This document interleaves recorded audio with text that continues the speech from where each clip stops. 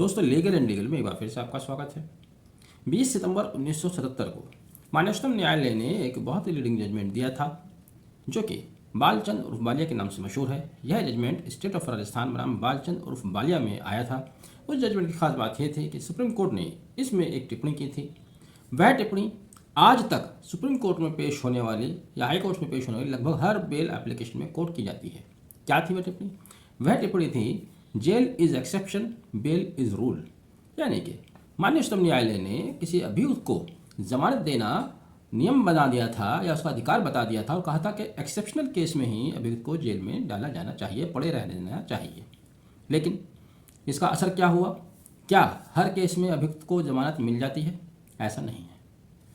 बहुत सी बार जब lower court, खासतौर से सेशन कोर्ट बेल के मामले में लीनियंट होती हैं या हाई कोर्ट भी बेल के मामले में लीनियंट होते हैं, तब सुप्रीम कोर्ट द्वारा उनसे जवाब तलब कर लिए जाते हैं। अभी इलाहाबाद उच्च न्यायालय में एक दो केस ऐसे ही आए हैं रिसेंटली इसी साल। तब सेशन कोर्ट्स के ऊपर एक प्रेशर आता है कि आखिर करें तो क्या करें। एक और सुप्रीम कोर्ट द्वारा इस तरह की नज़र दी जाती है, दूसरी ओर जब वह त्वरित कार्रवाई करते हैं या ज़्यादा लीनियंट हो जाते हैं तो उस पर प्रश्न चिन्ह लग जाता है। इसी तरह से एक प्रयास लेजिस्लेचर का भी रहा है और सुप्रीम कोर्ट का भी रहा है, विधिवेत्ताओं का भी रहा है कि लोगों को इंसाफ मिलने में, न्याय मिलने में देरी नहीं होनी चाहिए, जिसको त्वरित न्याय के नाम से जानते हैं। अब त्वरित न्याय की परिभाषा क्या है उसको डिफाइन नहीं किया गया है, लेकिन जब कोई कोर्ट त्वरित न्याय दे देती है तब वह सुप्रीम कोर्ट द्वारा स्कैन हो जाता है। वहाँ माननीय उच्चतम न्यायालय उसके ऊपर क्वेश्चन मार्क लगा देते हैं। ऐसा ही एक मामला जिस पर आज हम चर्चा करने जा रहे हैं, नवीन उर्फ अजय बनाम state of MP criminal appeal 489 तथा 490 सन 2019 में आया है, जिसमें माननीय उच्चतम न्यायालय ने यह पाया कि सेशन कोर्ट द्वारा बहुत ही हरीड मैनर में ट्रायल डिस्पोज ऑफ किया गया। केवल 23 दिन में ट्रायल तय कर दिया गया और इसी बिना पर उन्होंने इसको रिमांड बैक कर दिया और कहा है ट्रायल कोर्ट से कि इसको दोबारा से ट्रायल को शुरू किया जाए।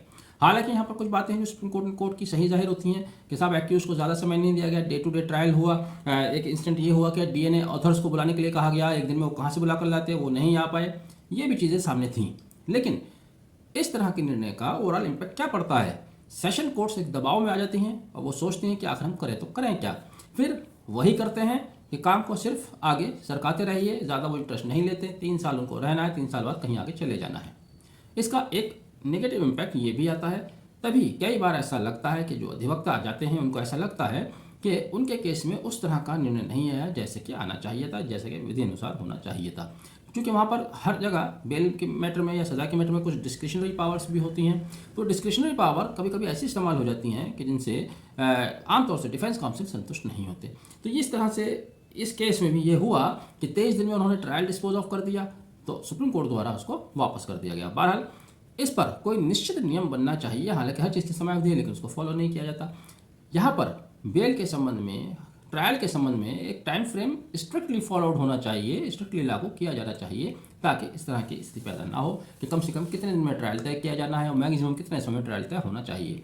यदि इतने समय में ट्रायल तय नहीं होता है, जो उसका कैलेंडर है, इस पर कैलेंडर, तब क्या होगा, उसको एक्यूज को क्या बेनिफिट मिलेगा, वो चीज़ें डिफाइन होनी चाहिए। डिटेल गाइडलाइन इस पर माननीय उच्चतम न्यायालय की ओर से आना चाहिए। आपने वीडियो आखिर तक देखा, thank you, have a nice day.